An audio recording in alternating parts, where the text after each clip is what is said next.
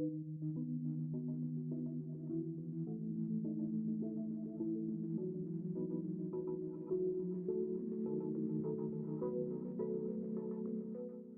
will focus today on innovation lessons for product management. And although that's a big title, I'll focus on certain areas. But just to have a little bit of idea who I am, so my name is Remko Vermeulen. I work at the VP of Product Innovation at Telefonica Alpha, which is going to be renamed Koa Health later on. So just to give a little bit of idea where I come from, I've been working for large organizations like the Financial Times, British Council, Warner Brothers, for O2, Telefonica. But before that, I've been working as well with a lot of startups as well as consultancies. And during this process, I had the luck to work with really knowledgeable and innovative organizations like the Harvard Medical School, the Royal College of Art, Imperial College, and the London School of Economics.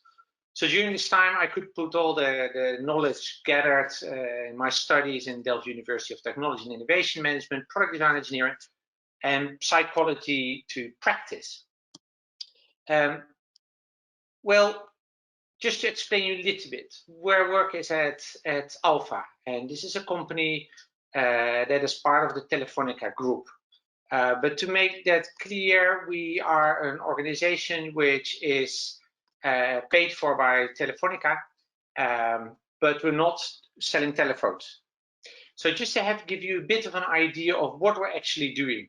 At Telefonica Alpha, we're focusing on like big issues with a big society impact and big tech breakthrough. So some people call that moonshots, just call it like big issues that we're focusing on.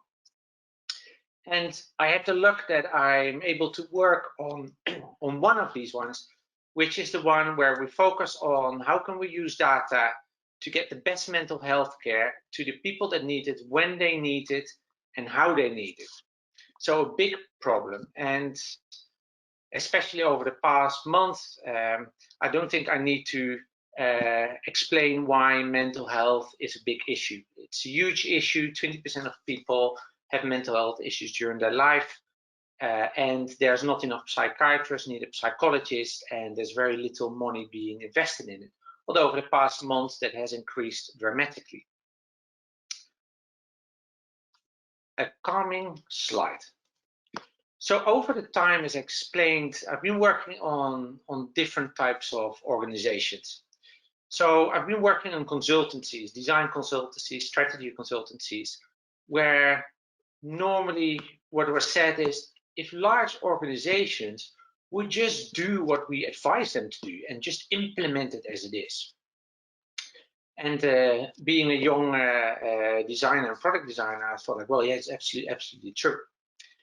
Well, then I joined certain startups at the same time as well. And with the small startups, you always thought like, why would it be so good to be a large organization, because we would have the resources to do things properly and to grow bigger. And then before working at Telefonica Research and Development and Electrolux, then I heard another story where it was, why can't we be more agile or faster, like, you know, like startups? So what I learned from all of that is that, okay, we all want to be somewhere else. So the cows are here for a specific reason, not just because they're calming, but because we always think that the grass is greener on the other side. And we always learn lessons in different settings, and we don't seem to value what we have versus what we don't have, but we always think that we need to do it somewhere else.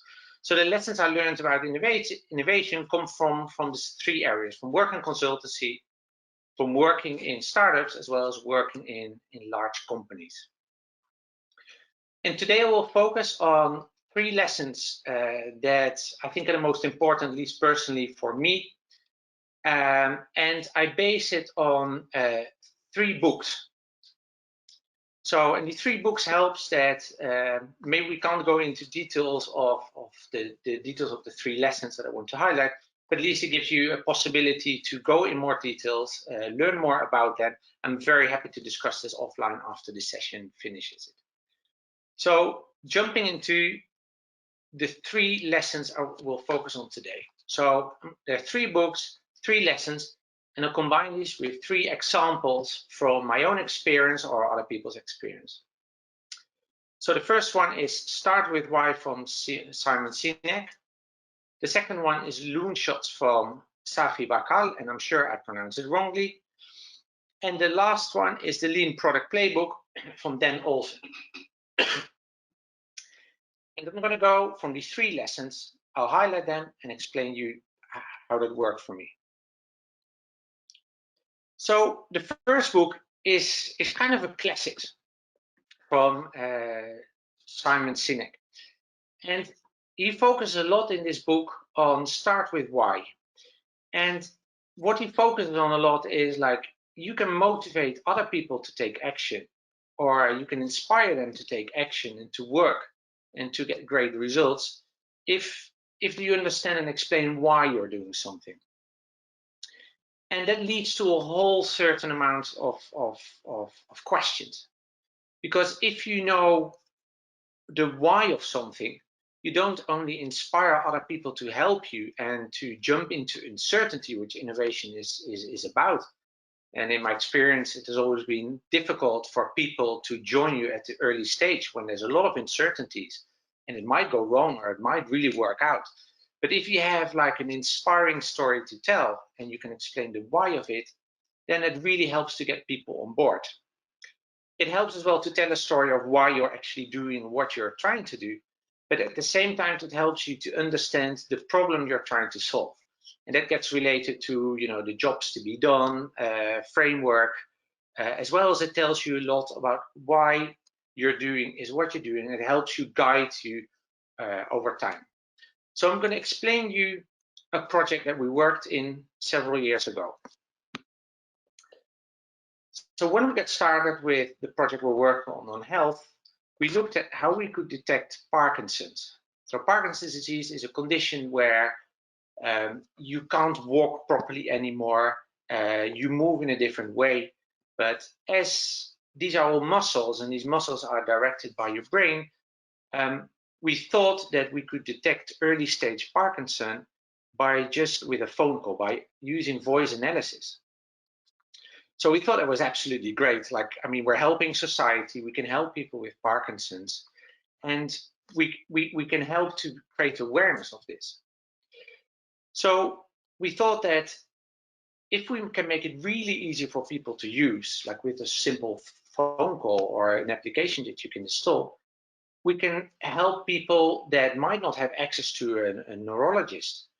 And at the moment, it can take you several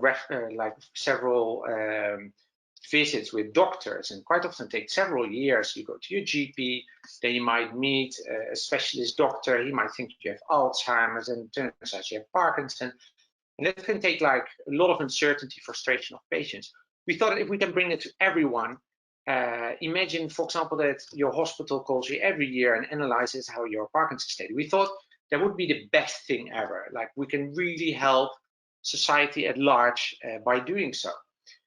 And from a technical point of view, we're reasonably successful. We had a 78% in initial prototype. We had a 78% reliability of our algorithm to do so. So then the next question, of course, is, well, is anyone going to be willing to pay for this? Like, how, besides helping society, that's good, but someone has to pay the bill of our organization to take that further. So we started testing out different hypotheses. And to create that, we created like a prototype here, for example, that we went to pharmacies to test out if they're willing to pay for it. And this was something that one of our students made in like half a day, where we would create this fake machine there where you could press on a button and you could analyze your voice. And we want to know from pharmacies, like, would that be something that you put in your pharmacy? And we found out that after creating an hypothesis card, as I mentioned, and the hypothesis cards were very simple. We actually do believe that health organizations and pharmaceuticals would like to test out as many people as possible if they have Parkinson's or not.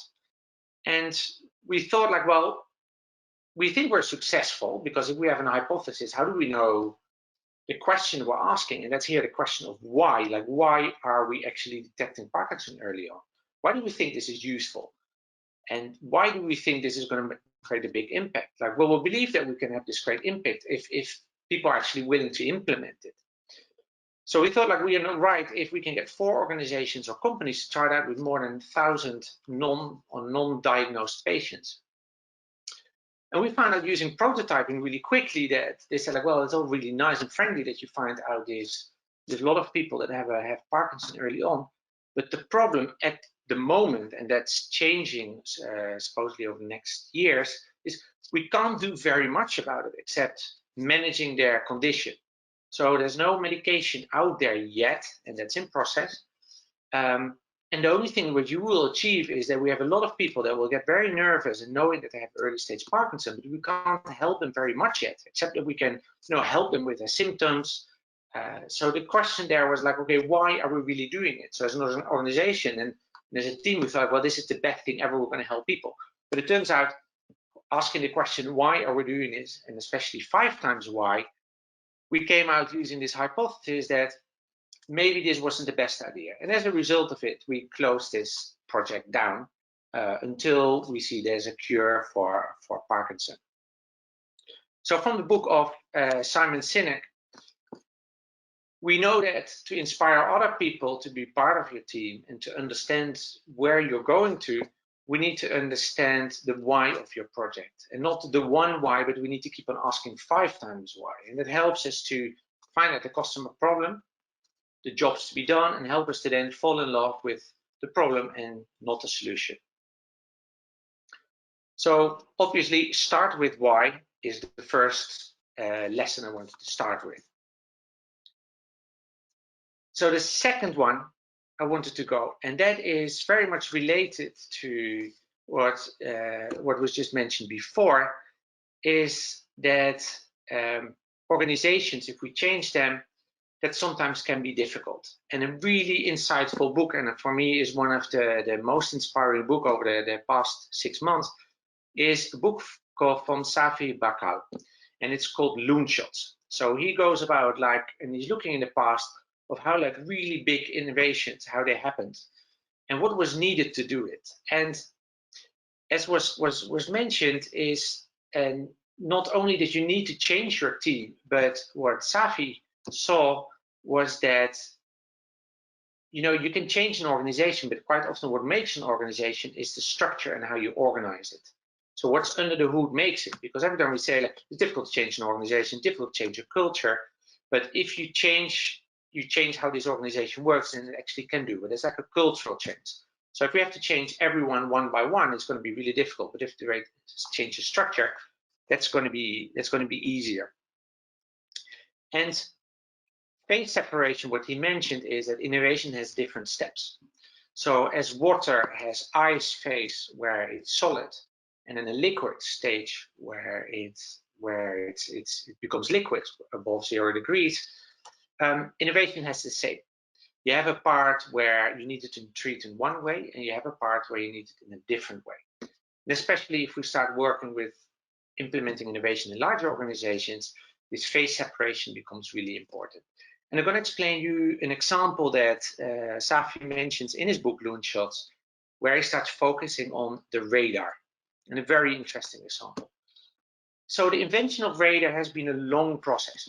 It has been a process that started actually in Holland and in Germany in 1904, where a gentleman came up, Christian Hulsmeyer, if I pronounce his name right. He detected that if he would send out and received waves, he found out that he could detect a ship in fog. So he would find out that he could see if there was a ship, and he thought it's really interesting because if there's a lot of fog, you can't see if there's anyone there.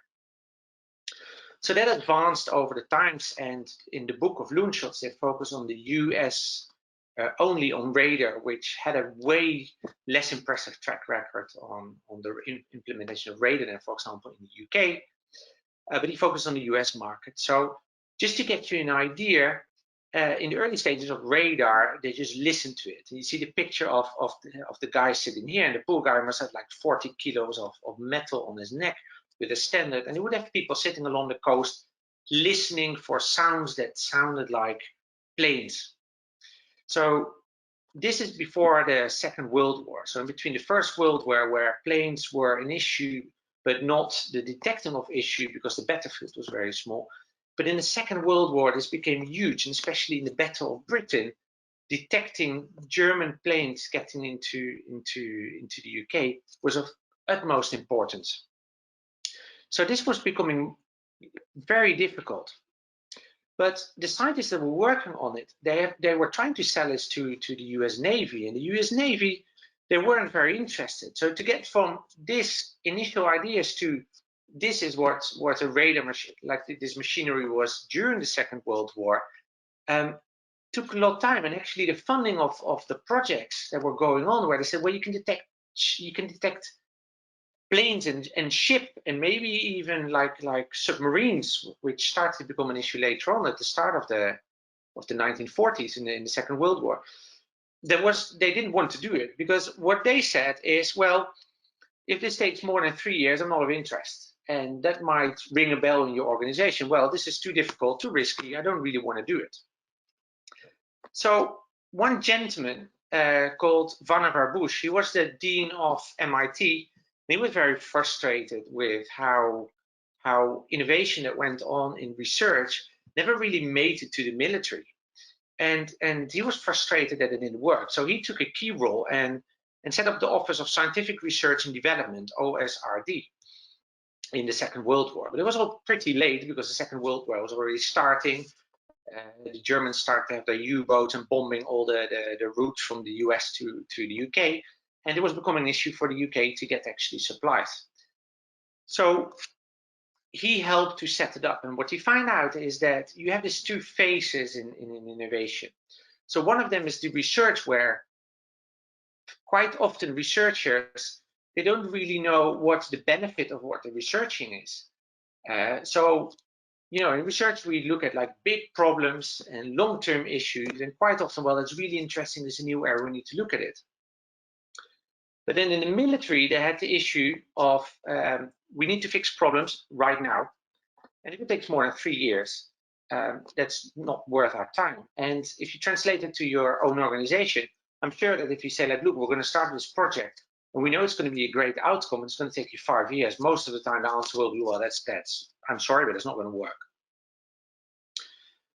So mapping that onto your own organization, you could replace research with innovation, and you could replace the military with product development.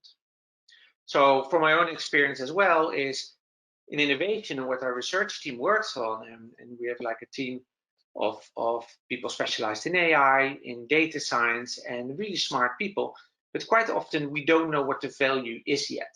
So we can't say like this will be certain success for your product team, and it will lead you to, let's say, a 10% revenue increase or more sales. I don't know yet. I can't tell you either that you're going to be successful. We might be successful, we might fail. And on the other hand, the timeline might be really flexible. Like, I don't know, I can't tell you a timeline with 100% certainty that, in 6 months you will get this, and in 7 months you get that, and 8 months you get that. I mean, look at the radar. That took a long time to work, and it could have been way faster. But then in your product teams, quite often you have a roadmap. And with the roadmap, you have urgent things that need to be solved right now, because people say, we need this now. But then you have as well things that you might want to work on in the future. You normally have 2-week sprints, which is far from, let's say, a 2-year roadmap. And you have short-term objectives. So within there, normally the urgent wins from the long-term or the important. So if we translate that, we get to, like, okay, these are 2 different phases. And this phase separation, what Safi mentioned, you need to do that in different stages. So you need to have a person in the middle, going back to the innovation and the product development, you need to have a person in the middle that can help your research team to translate what they're doing into the value it generates to your products, in your product team, and define it as what's mentioned before, OKRs, like how would it improve your OKRs? And quite often in the research team, the OKRs are completely different, like publish a paper or something like that. We need to translate it into more company or more product roadmaps, OKRs.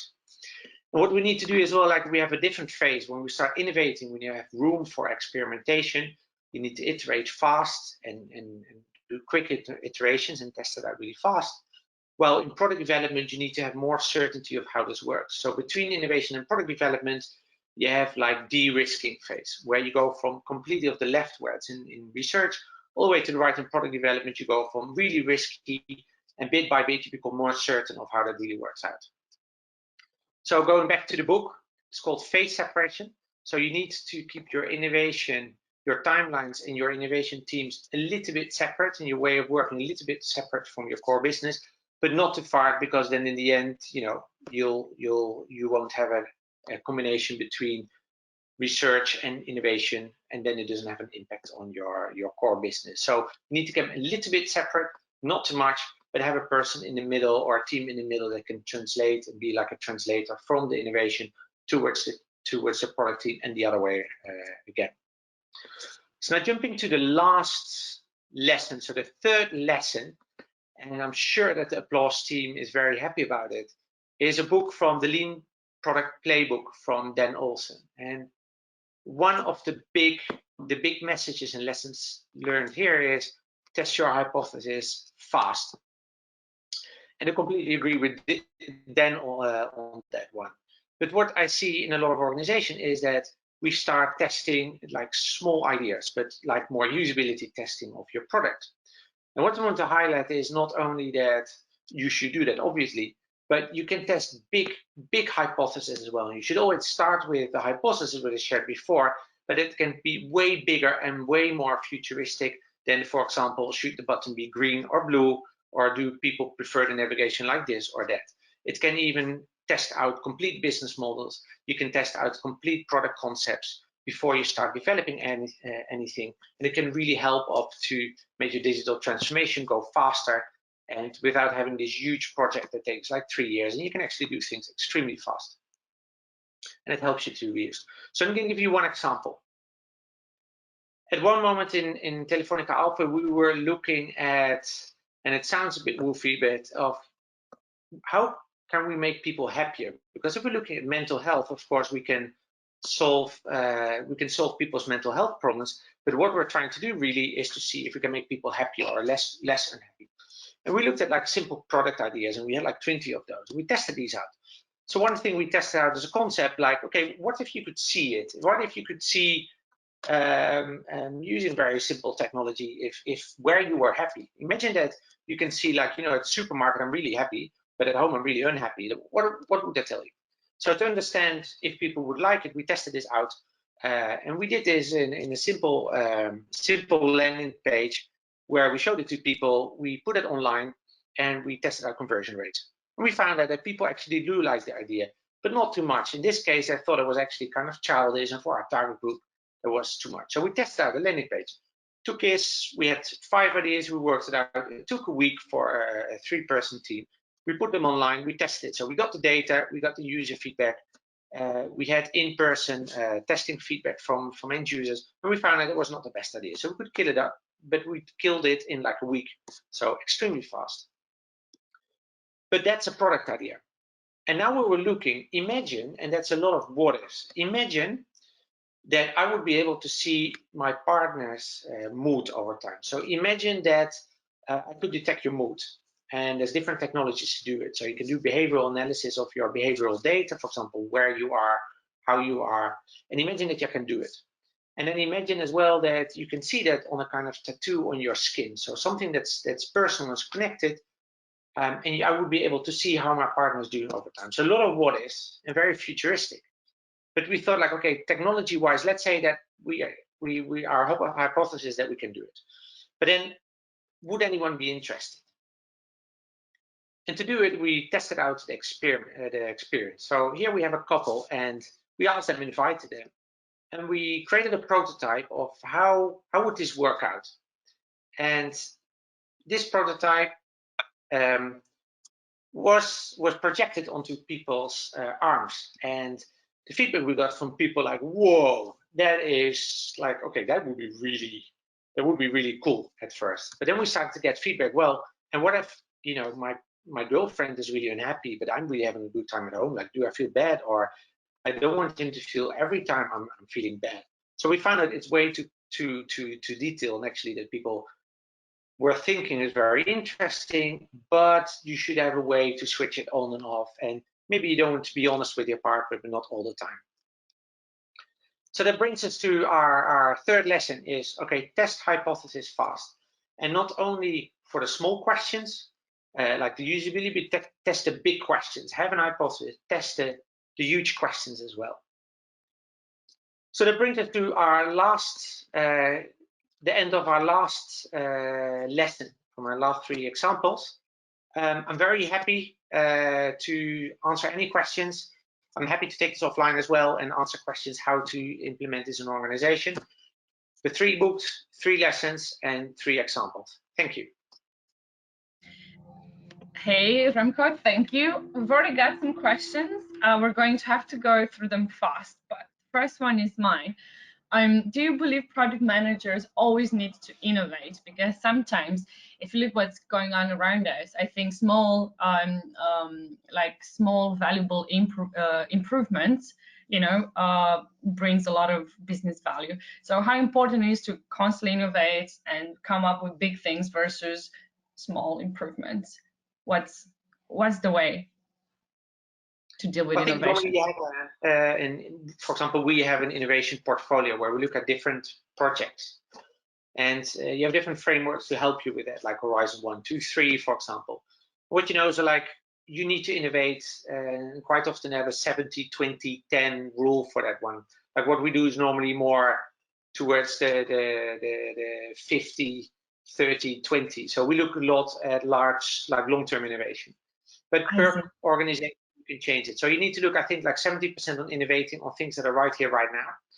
20% on things that might not exist and are more forward-looking, and then 10% on like really big bets where you have no idea if it will work at all. So I think you need to have a portfolio and a combination of those 3. Interesting to see your the way you guys do it. So you said 50% is what you do now, and then 30 medium time horizon, and then 10% far away. Is this how you? That's an estimation, of course, and it changes all the time.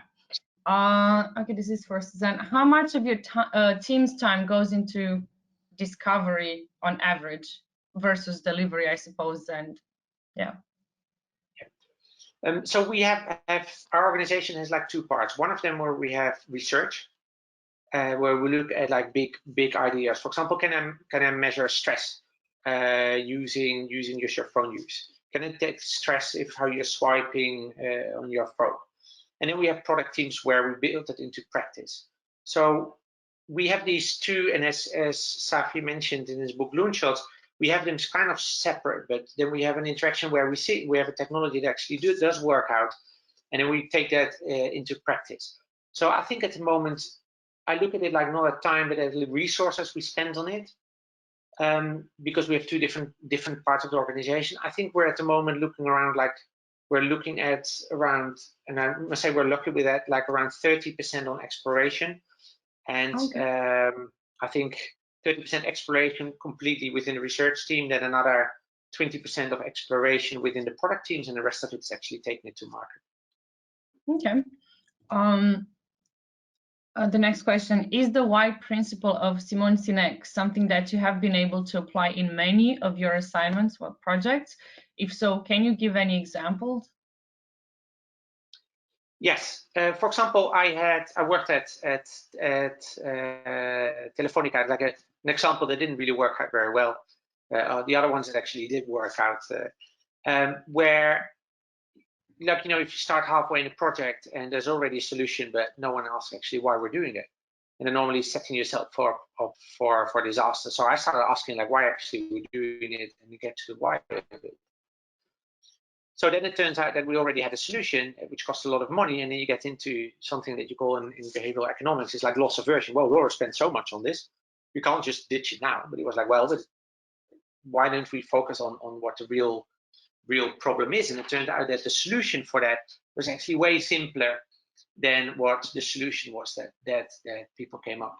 So for me personally, if I don't understand the why of something, I think it's pointless to work on it. Like if someone can't explain you in let's say a few minutes, like why you're doing something, I prefer not to work in that company or that organization, because it or tells you that they don't really know why they're doing things, which is very dangerous, or they didn't really explore what the other solutions were, what really the problems they're trying to solve.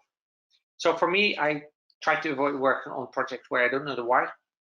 And yeah, I had experience with actually getting into a project halfway, asking the question why, and then turning the project around to something that made more sense.